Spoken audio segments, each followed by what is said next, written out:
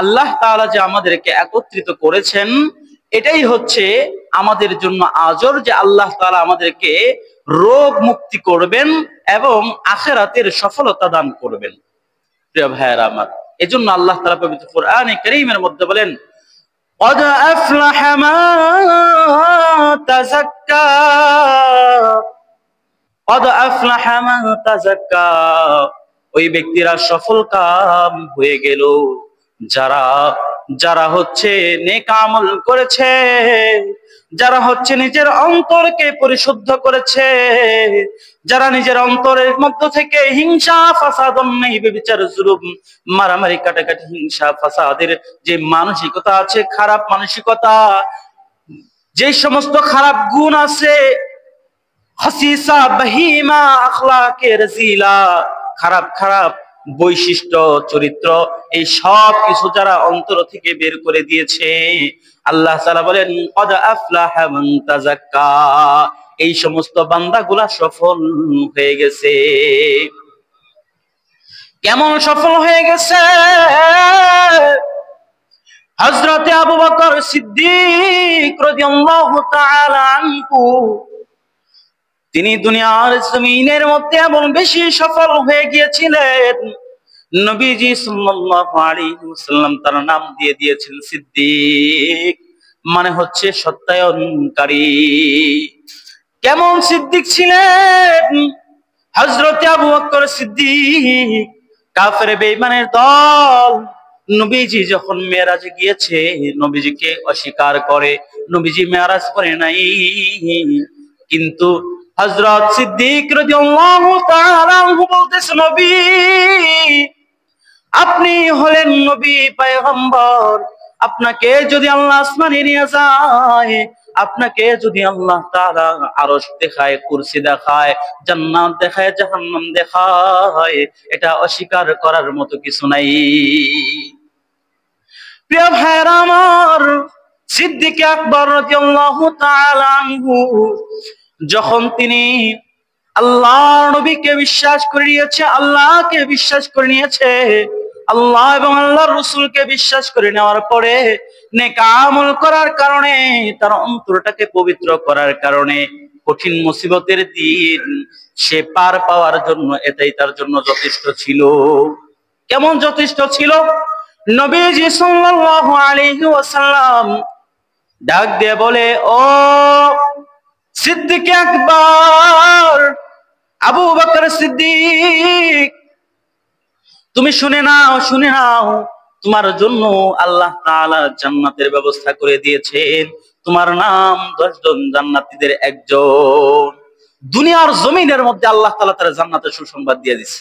হ্যাঁ, কেমন জান্নাতের সুসংবাদ দিছে, তারপরেও উনি টেনশন করে জান্নাতে যাব নাকি জাহান্নামে যাব।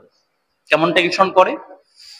একবার তিনি রাস্তা দিয়ে যাওয়ার সময় গাছের দিকে তাকায়, পশু পাখির দিকে তাকায়, আর কান্না করে আর বলে, আল্লাহ আমি যদি গরু হয়ে যাইতাম, আমি যদি ছাগল হয়ে যাইতাম, আমি যদি এই গাছপালা তরুলতা হয়ে যাইতাম, তাহলে হয়তো আমার জাহান্নাম হতো না।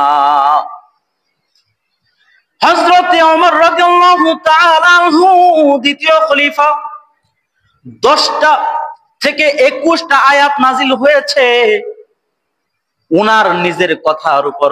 নবীজি রাজা বলছেন, নবীজি এটা এমন হলে ভালো হয়, আল্লাহ আয়াত নাজিল করে দিচ্ছে। একজন মানুষের কথার উপর ভিত্তি করে আল্লাহ তাআলা আয়াত নাজিল করে দিচ্ছে কোরআনে। এখন আমরা পড়ি, আল্লাহ রাসূল সাল্লাল্লাহু আলাইহি ওয়াসাল্লাম বলেন, লাউ কানা নাবিয়্যা বাদি লাকানা উমর, আমার পরে যদি কেউ নবী হইতো, সেই নবী হতো উমর।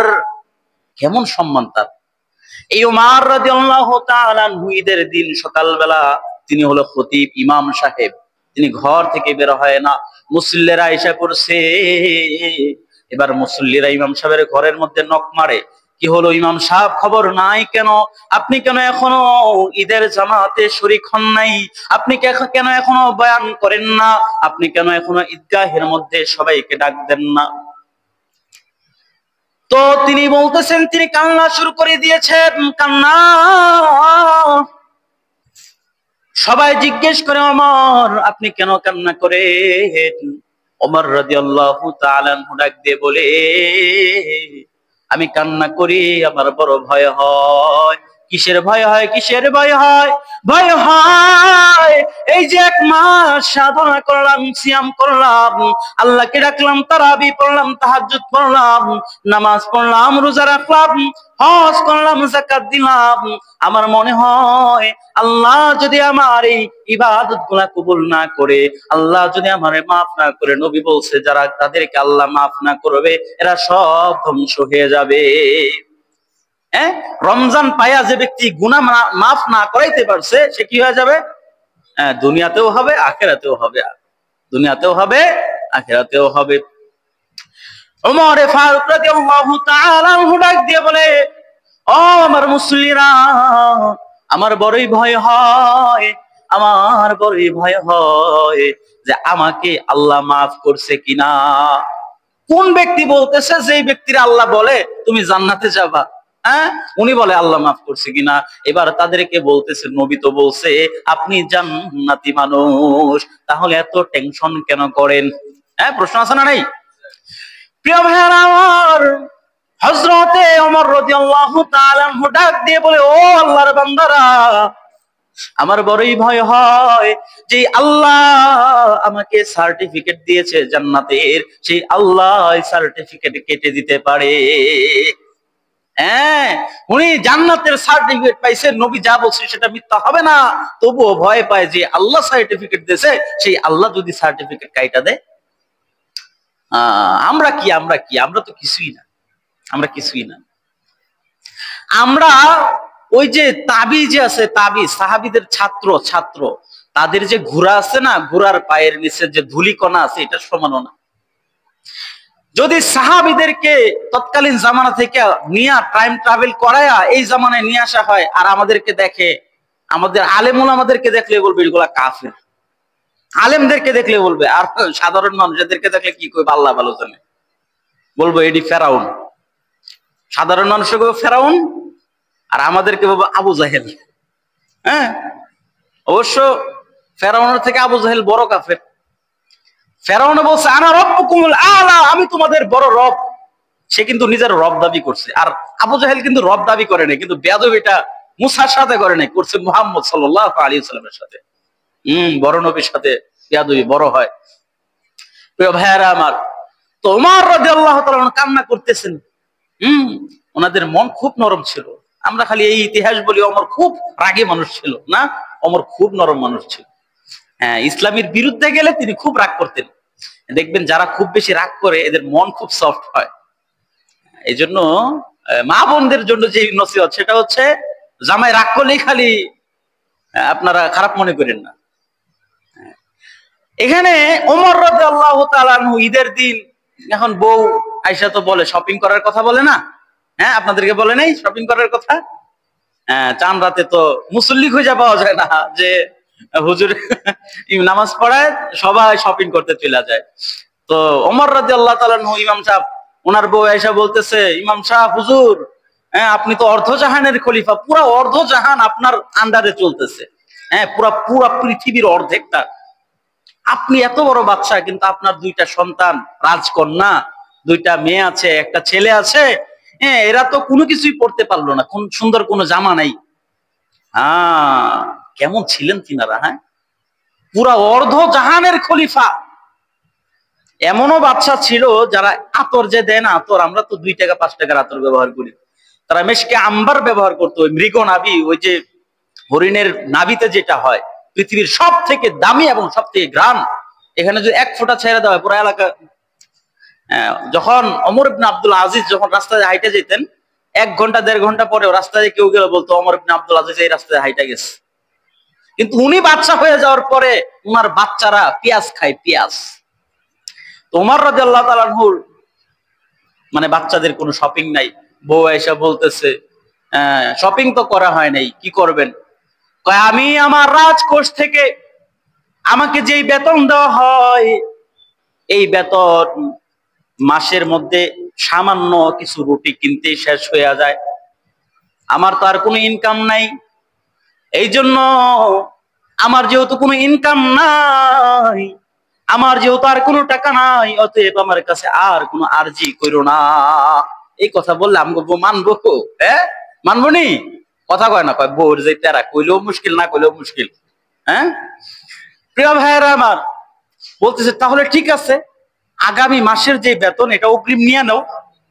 এবার উনি চিঠি লিখতেছে। কি লিখতেছে? আবু উবাইদা ইবনুল জাররাহ রাদিয়াল্লাহু তাআলা আনহু, উনি একজন সাহাবী। ওনার ঘটনা আপনাদেরকে শোনাইছে, অনেক ভালো সাহাবী ছিলেন। ওনার ঘটনাগুলো শোনাইছে আপনাদেরকে। ওনাকে নবীজি সাল্লাল্লাহু আলাইহি ওয়াসাল্লাম বলছে যে আমির উম্মতি হাযিহি উম্মতি আবু উবাইদা ইবনুল জাররাহ। আবু উবাইদা ইবনুল জাররাহ হইতেছে এই উম্মতের মধ্যে সবথেকে বিশ্বস্ত লোক। আমাদের তো একজন আরেকজনের বিশ্বাস করার ক্ষমতা নাই, তিনি পৃথিবীর মধ্যে সবথেকে বিশ্বস্ত লোক ছিলেন। নবীজি সার্টিফিকেট দিচ্ছে। তো ওনাকে চিঠি পাঠাইছে যে আবু উবাইদা, চিঠি পাঠাইলাম, তুমি আমারে আগামী মাসের যে বেতনটা একটু অগ্রিম পাঠাও। আমার বাচ্চারা কোনো পোশাক পরতে পারে না, ঈদের দিন আমার বাচ্চাগুলা পুরান পোশাক পরবে, এটা আমার খুব কষ্ট লাগবে। যখন পাঠাইছে চিঠি, উনি চিঠির অপর পৃষ্ঠে লেখা দিচ্ছে খলিফাতুল মুসলিমিন ওমর, আপনি চিঠি পাঠাইলে হবে না, আমার সাথে দেখা করেন। কে বলে? অর্ধ জাহানের খলিফার আন্ডারে কাজ করে যে, সে বলে কি আমার সাথে দেখা করেন। প্রেসিডেন্ট যে দিক দিয়ে যায়, রাস্তা পুরা কি হয়ে যায়? ব্লক হয়ে যায়। তারা এমন ছিলেন। উনি যখন বাইতুল মাকদিস দেখতে গেছেন, ওই যেখানে ফিলিস্তিন যুদ্ধ হইতেছে, তখন ওনার যে খাদেম আছে, খাদেম উটের পিছনে বসে, উনি উটের দড়ি টাইনা টেনে নিয়ে যায়। মানুষে মনে করছে যে পিঠে বসে আছে ও মনে হয় খলিফা। উনি বলে না, আমি খলিফা না, খলিফা যিনি টানতেছে। ওখানে হাজার হাজার মানুষ মুসলমান হয়ে গেছে। মুসলমানের আখলাক দেখে। এখন মানুষ বিধর্মী যারা আছে, এরা বুঝে যে ইসলাম সত্য, কিন্তু মানে না আমার আপনার আচরণের কারণে, যে এরা যে মুসলমান, এদের মতো মুসলমান হওয়ার কোনো প্রয়োজন নেই। তো যখন চিঠি পাঠাইছে, একজন সাধারণ ব্যক্তি চিঠির মধ্যে লেখা দিচ্ছে আপনি দেখা করেন। দেখা করতে গেছে, দিবানি কিছু? কয় না, শর্ত আছে, দুইটা শর্ত যদি মানো তাহলে দেবো, তা না হলে দেবো না। কি শর্ত? বলে শর্ত হলো, 1 নম্বর, আগামী 1 মাস পর্যন্ত আপনি বাঁচবেন নাকি বাঁচবেন না গ্যারান্টি দিয়া দেন। 1 মাসের বেতন নিয়ে আপনি খরচ করে ফেলবেন, আর 1 মাসের আগে আপনি মারা যাইতে পারেন। যদি মারা যান তাহলে তো শুধু হইল না, তাহলে তো আমি যাদের সম্পদ দিলাম, এই সাধারণ মানুষের সম্পদ, এটা জুলুম করে ফেললাম। অতএব আপনি 1 মাস বাঁচবেন, এটার সার্টিফিকেট আপনি অঙ্গীকারনামা দিয়ে নেন। দিতে পারবে কেউ? আমরা তো দিতে পারবো, কিন্তু ওনারা 1 সেকেন্ডের ভরসা ছিল না। নবীজি বলে এইদিকে সালাম ফিরাইছেন, এদিকে ফিরাইতে পারবেন, এই ভরসা নাই। আর আমরা ফজরের নামাজ পরে নি মনে এমন ঘুমি দেই, আমাদের ভরসা আছে আমরা অনেকদিন বাঁচবো। আমাদের দাড়ি পাইকে গেল আমরা অনেকদিন বাঁচবো, আমাদের হাড্ডি শুকায় গেল আমরা অনেকদিন বাঁচবো। যাই হোক ভাই, ক্যান্সারে ধরছে, এমন রোগের রোগ হয়েছে, এখন সে শ্বাস নিতে পারে না। ওইটারে কি বলে, কি যেন একটা লাগায় রাখে, ওগুলা লাগায় রাখছে, তবুও তার আশা 100 বছর বাঁচবে আর কি। মাইকেল জ্যাকসন আছে না, সে তো মুসলমান হয়েছিল, খ্রিস্টান ছিল, পপ সিঙ্গার ছিল। পপ সিঙ্গার মানে হচ্ছে আমাদের বিভিন্ন গির্জাতে যে সমস্ত গান হয়, সং হয়, সেগুলা। তো উনি পরবর্তীতে মুসলমান হয়েছে। উনি নাকি একটা মেশিন আবিষ্কার করছে যেখানে 150 বছর বাঁচা যাবে। অক্সিজেন শেষ হয়ে গেলে ওখানে অক্সিজেন পাওয়া যাবে, কাজ হবে। বিজ্ঞানীরা নাকি এখন আবিষ্কার করতেছে 1000 বছর বাঁচা যাবে, মৃত মানুষ জীবিত করা যাবে। আল্লাহ কয় এগুলো সম্ভব? আল্লাহ যদি না করে সম্ভব এগুলা? পাগলামি কত কিছু করতেছে। কয় দুনিয়াতে জায়গা থাকবো না, কিছুদিন পরে দুনিয়া ধ্বংস হয়ে যাবো, মঙ্গল গ্রহে যায় বাড়ি কিনি। ইলন মাস্কের লোকে সাক্ষাৎ করেন আপনারা, বাড়ি টাড়ি কিনলে। আমরা জান্নাতে বাড়ি কিনবো, কিসের মঙ্গল গ্রহ? মঙ্গল গ্রহের মধ্যে অ্যাসিডের বৃষ্টি হয়, এই অ্যাসিডের বৃষ্টি শরীরে পড়লে বাঁচবেন নি? আমরা কোথায় জায়গা কিনবো? কথা বলে না, জান্নাতে জায়গা কিনবো ইনশাআল্লাহ। তোমার রাদিয়াল্লাহু তাআলা আনহুকে বলতেছে আরেকটা শর্ত হলো, আপনি যদি এই কথা লিখিত দিতে পারেন, আগামী 1 মাস পর্যন্ত আপনার ইমামতি টিকা থাকবে। ইমামতি টিকা থাকবে কিনা এটা বলা যায়? জনগণ যদি আন্দোলন শুরু করে দেয় তাহলে ইমামতি থাকবো নি? এই ইমামতি মসজিদের ইমামতি কথা বলতেছি না, পুরা বিশ্বের ইমামতি। পুরা বিশ্বের খেলাফত। যদি আপনি এই দুইটা কথা বলতে পারেন, আপনি 1 মাস বাইচা থাকবেন, 1 মাস রাজত্ব থাকবেন, তাহলে আমি আপনাকে 10,000 দিতেছি। হ্যাঁ প্রিয় ভাইরা, তাদের চিন্তা তো আখিরাতের চিন্তা ছিল, আখিরাতের চিন্তা। টাকা খরচ হয়ে যাবে। আর যদি আপনি হালালের সাথে সম্পৃক্ত থাকেন, আল্লাহ তাআলা আপনাকে কোনো না কোনো ভাবে ব্যবস্থা করেই দেবে। টাকা আসবে, খরচ করবেন, আবার আসবে, আসবে, খরচ করবেন, আবার আসবে। আল্লাহ ব্যবস্থা করবে, ব্যবস্থা আল্লাহই করবে। কারণ রজ্জাক তো আল্লাহ, রিজিক তো দেয় আল্লাহ। মা মিন দাব্বাতিন ইল্লা আলাল্লাহি রিজকুহা, এমন কোন মাখলুক নাই যেই মাখলুককে আল্লাহ খাওয়ায় না। আপনি তো 2 লুকমা খাবার খান, এরপরে আর খাইতে পারেন না। 3 জনের খাবার খাইতে পারবেন একসাথে? অসুস্থ হয়ে যাবেন আপনি। কিন্তু সমুদ্রের মাছগুলা যেই পরিমাণ খাবার খায় দিনে, আল্লাহ ব্যবস্থা করে না? করে না? হ্যাঁ, সমুদ্রের নিচে পাথরের, অন্ধকার পাথরের মধ্যে যেই মাছ, ছোট মাছ যেটাকে দেখাও যায় না, বুঝেও না, সেটা যে চলতেছে ফিরতেছে, তার রিজিক কোথায় আছে আল্লাহ সেটাও লিখে রাখছে। আপনার রিজিককে লেখে নাই? আপনাকে আল্লাহ সৃষ্টি করছে রিজিক ছাড়া? রিজিক ছাড়া করে নাই। এই জন্য আল্লাহর দরবারে সবটুকু দোয়া করা।